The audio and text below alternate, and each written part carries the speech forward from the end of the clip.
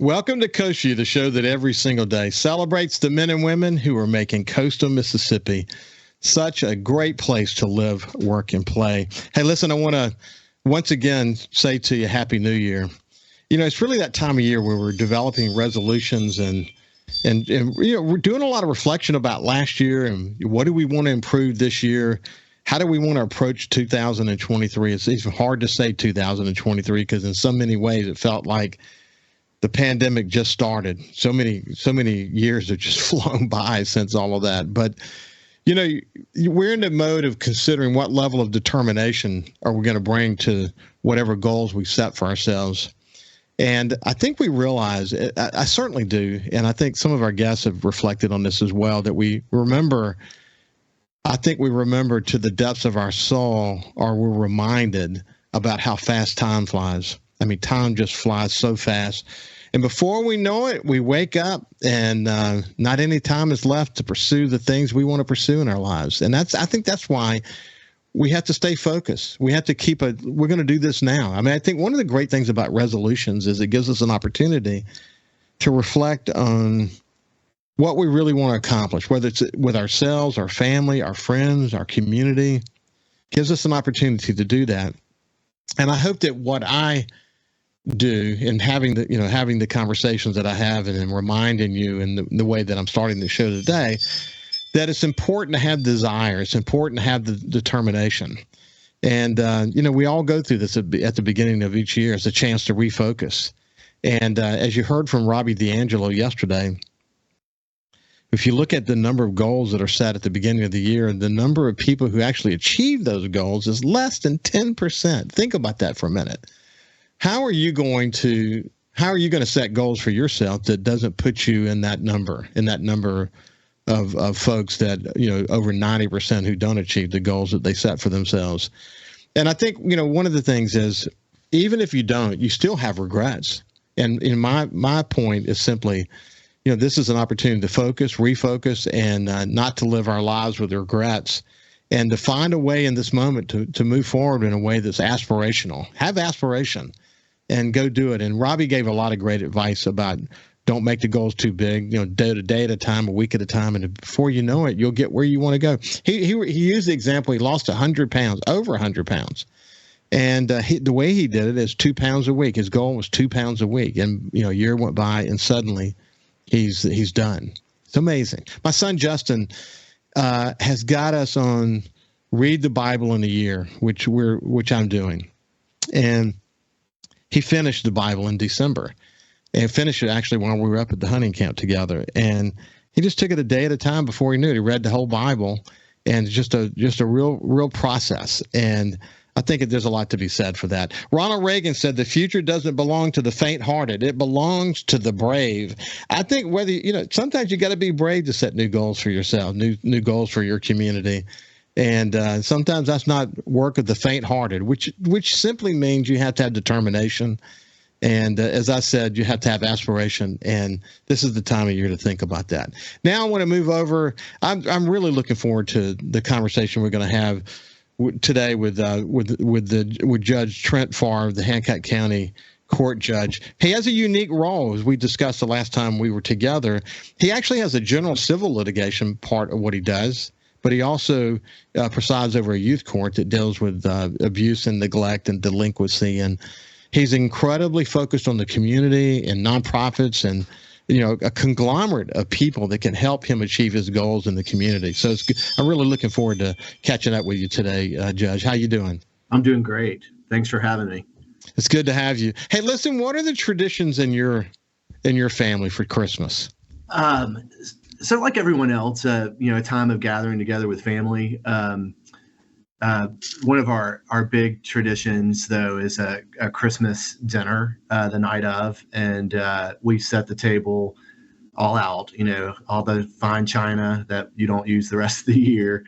And we start the dinner. This is my favorite thing. We start the dinner. We have these pre-printed scriptures, and everyone has a script, and we go around the table and read the nativity story. And so that's always a special moment. And then my absolute favorite. I was talking about red velvet cake with you earlier. I make a red velvet cake the night before, and it's symbolic, but it's the birthday cake for Jesus, and so that's how we end our dinner, is with a little birthday celebration. Yeah, well, that's awesome. Hey, listen, as we discussed before, I knew you as a lawyer. You were in the firm that the Sun Herald used as a law firm. Henry Laird was our main First Amendment lawyer, but you guys did other work for us as well. And so I knew you to be a very capable lawyer, but you've really found your place in this judgeship, haven't you? Yes, indeed. You think back on it, and you're wondering the things you're going through at the time. You may not know why you're going through them, but when you get to where you want to be, you can look back and go, now it makes sense. I was being prepared for this. So every tough minute that I had, every success, was built into this. But really, one of the things that jumps out, and I was recounting this story with my son over the holidays, is I look at my life as like a quilt, woven together with fabrics that people have given me. And I spoke about that in my investiture, that it's the fabric of my life, literally. Like all the people, they're all part of me. And so I take all of that and use all those experiences to give back to my community. Yeah. It's interesting because I saw you nodding when I opened the conversation today about resolutions and aspiration, and the quote from Ronald Reagan about the future doesn't belong to the faint-hearted, it belongs to the brave. To be a lawyer, to go to law school, to be a successful lawyer, to decide that you will take initially this appointment into this role and then obviously run for re-election, which incidentally, congratulations for being unopposed and winning and able to serve the community still. But what was going through your mind as I was sharing this notion about the beginning of a new year is a great opportunity to reflect and set new goals? For me, I've always got a lot on the plate, right? And so I was thinking a couple things. One is, personal goals, and then work goals. Like those can be two different things. So they can coincide, but for me, they're two different things. But really, as you thought about it, I have not sat down and really done New Year's resolutions.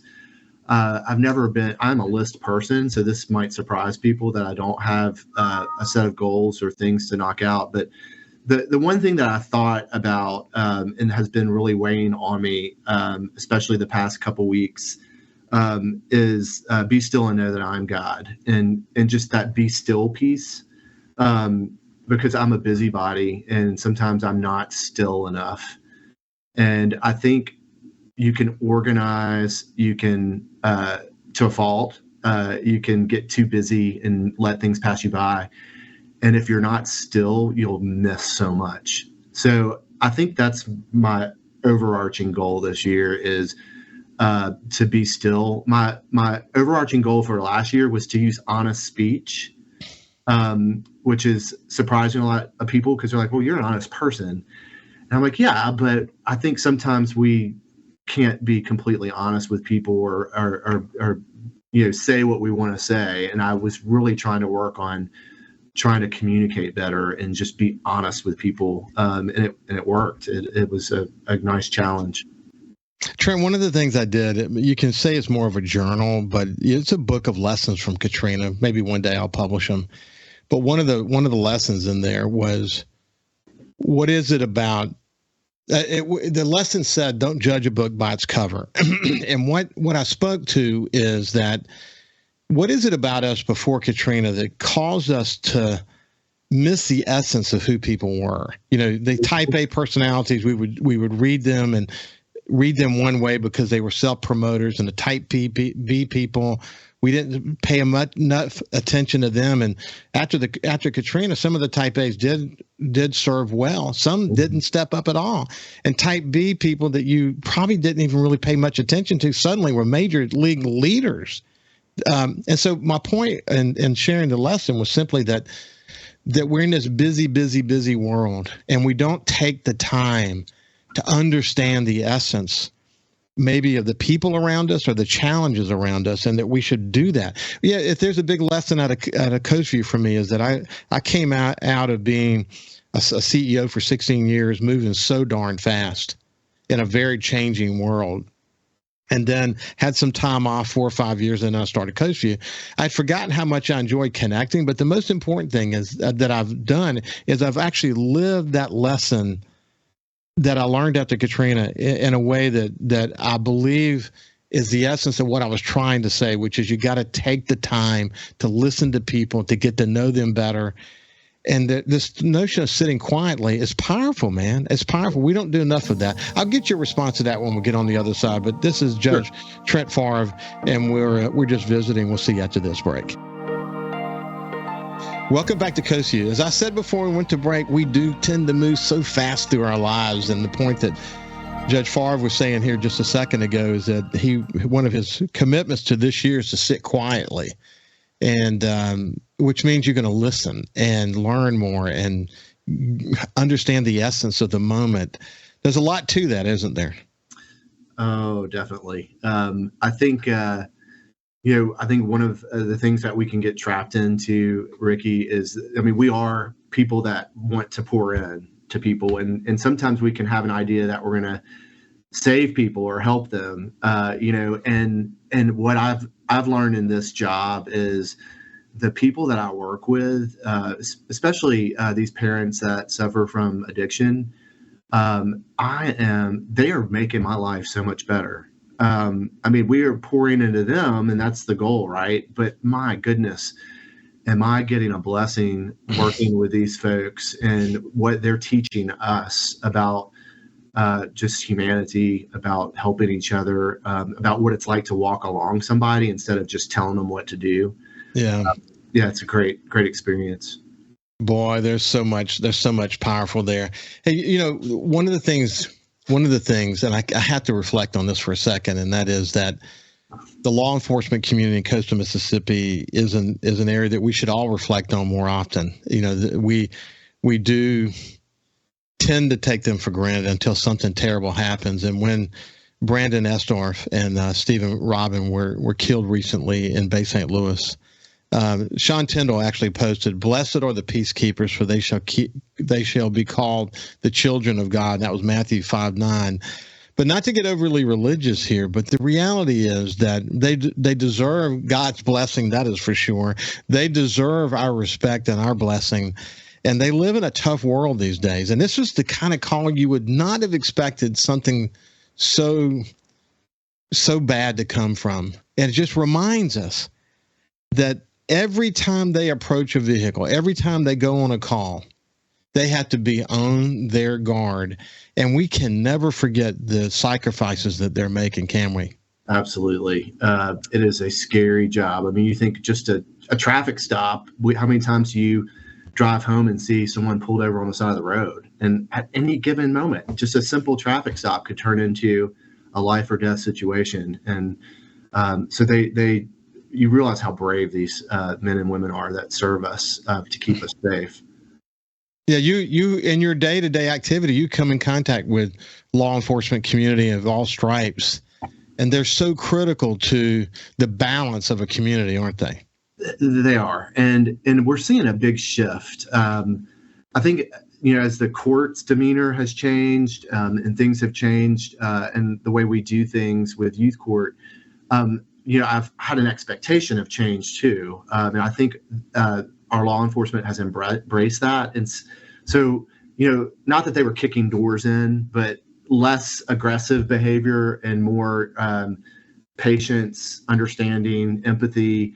And I've seen it. I've seen some officers out there who are just doing a great job getting on a scene and trying to diffuse a situation and calm people down and listen to them and hear what's happening rather than just trying to finish the case and move on to the next. Right. In this particular case, sounds like that's what they were trying to do. And it's just it's unfortunate, but God bless their families, the community. I know the community still feels a lot of pain. It's you don't just get over something like this, do you, buddy?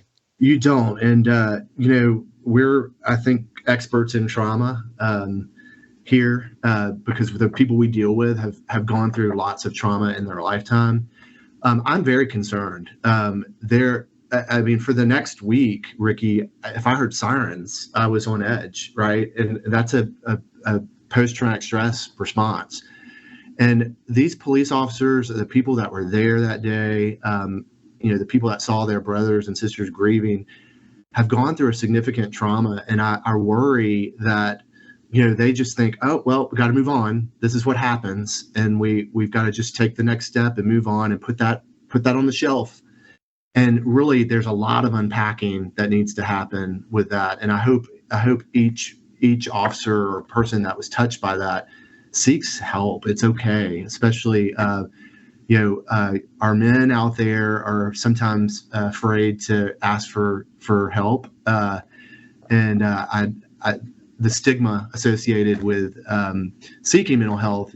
Some people think it's a sign of weakness or spiritual immaturity, whatever it is, but it really is a sign of strength when you reach out and ask for help. And I'm here, and I have resources available for anyone that needs someone to talk to. I can get you to the right person. What's going to be interesting is not directly related, but the NFL player who had to have CPR on the field, and you see the way the teams reacted and the communities around them have reacted, the NFL and the nation have reacted around that. And you see the brotherhood and the emotions and the tightness. That's not unlike what these guys are going through and all across the law enforcement community, but especially in Bay St. Louis. But it's just something we got to constantly remind ourselves of. And, I did a post the other day about violent crime. There's been a rise in violent crime in coastal Mississippi. And I spent a lot of time in New Orleans. So I talked about my experience in New Orleans, and what's happening in New Orleans is unbelievable, but it's just kind of drifting over into coastal Mississippi. And we're going to talk more about that, but I was amazed. I checked this morning and hundreds of people have interacted with that post. My conclusion from that, not that it's a conclusion, but in terms of what I'm going to do as I talk to the law enforcement community, is talk more about how we can make our neighborhoods safe. Like on the global stage, it's all about jobs and opportunities and reversing the cycle of poverty and all these things that you got to you think about. That's the strategic side of it. But then what can happen locally? What can happen locally that can contribute? And we're going to start having more of those conversations. But I bet that's something you think a lot about. I do, Ricky. I think our nation is sick. We have a mental health crisis on our hands, and the behaviors we're seeing are symptoms of untreated, trauma or whatever it is. And we see it, here. Fortunately, we get to intersect with these folks and hopefully breathe, some life into them and help them get on the right path. But there are so many people without resources in our country, and that's a shame. I mean, we have so much money in our country and so many talented people out there that can make a difference, and we're not connecting these people to the services that they need.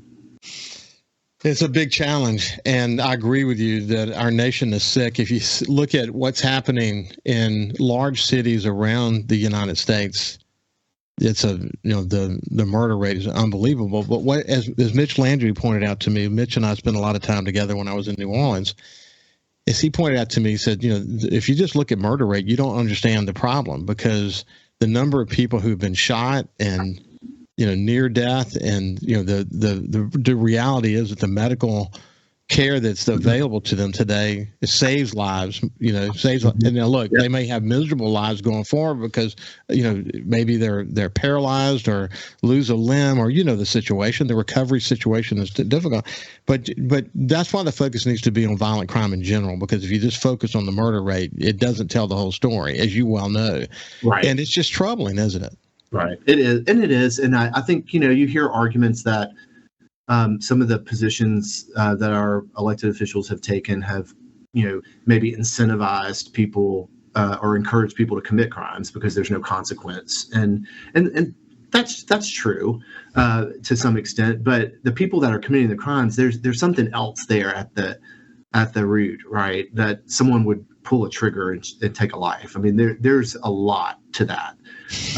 And we've got to figure out as a nation if we're going to invest in people and figure out how to deal with addiction. I mean, the fact that our country does not have that at the top of the list, we deal with it in little bits and pieces here and there, but until we're serious and tackle that issue the way it should be, it's going to get worse and worse. And we saw since the pandemic, people turning to alcohol abuse went up, drug usage went up, mental health issues went up. So what do we do? Listen, so Trent, I had Craig Scott on recently, the Columbine survivor whose sister was killed, and he's done a lot of speeches actually in Hancock County. Mm-hmm. And I mean, it was just a very inspiring conversation that he and I had. And he said, we focus too much on fortifying schools, when if you look at the percentage of kids that are at risk of being killed by a mass shooter compared to the number of children that are attempting suicide or committing suicide, I'm not saying we shouldn't, he's not saying we shouldn't be focused on the mass shooter, but the reality is that there are a lot of kids feeling a lot of pain today, and we're not focused on that. That's a huge issue, isn't it?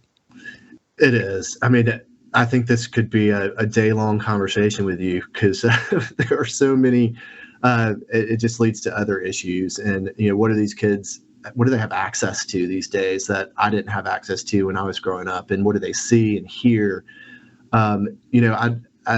For me, I feel like, our country doesn't hear about terms like forgiveness and grace and mercy and, how to work through our problems civilly. Hey, we're going to do this. We're out of time, but look, I'm going to get you rescheduled next week or the following week. We're going to have you back, and I want to get into some of the nuts and bolts of what you're involved in these days. But it's been a great way to kick off the year. Congratulations to you. Keep up the great work, and we'll talk to you in the next couple of weeks. Yeah, awesome. So good to see you. Y'all take care. This has been Judge Trent Favre. We'll see you after this break.